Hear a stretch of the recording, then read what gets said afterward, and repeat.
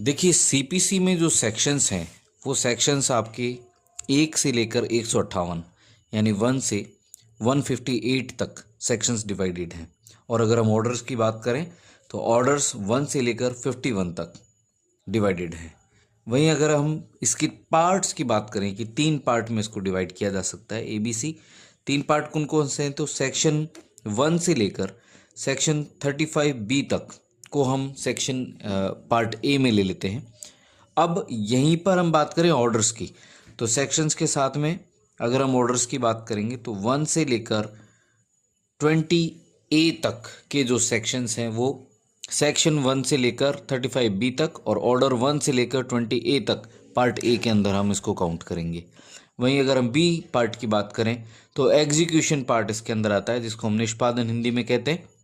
Section 36 से लेकर 74 तक और ऑर्डर 21 एग्जीक्यूशन का ऑर्डर है। वहीं अगर हम बात करें पार्ट सी की तो सेक्शन 75 से लेकर 158 तक के सारे सेक्शंस पार्ट सी के अंदर कवर होते हैं। वहीं ऑर्डर 22 से लेकर 51 तक के सारे ऑर्डर 75 से लेकर 158 तक के सेक्शंस में कवर होंगे। हम बात करें पार्ट ए की तो सबसे पहले जो पार्ट ए है उसमें लें सेक्शन 1 से लेकर 8 तक के सेक्शन प्रिलिमिनरी के सेक्शन यानी प्रारंभिक है।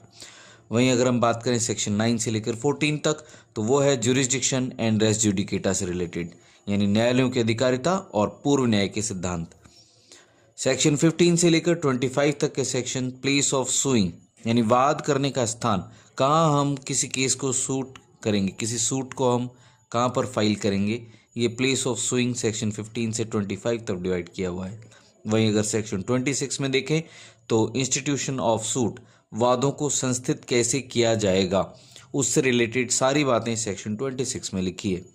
सेक्शन 27 से लेकर 32 तक के सेक्शन में समन और प्रकटीकरण यानी समन्स एंड डिस्कवरी से रिलेटेड सारी बातें डिस्कस की हुई है।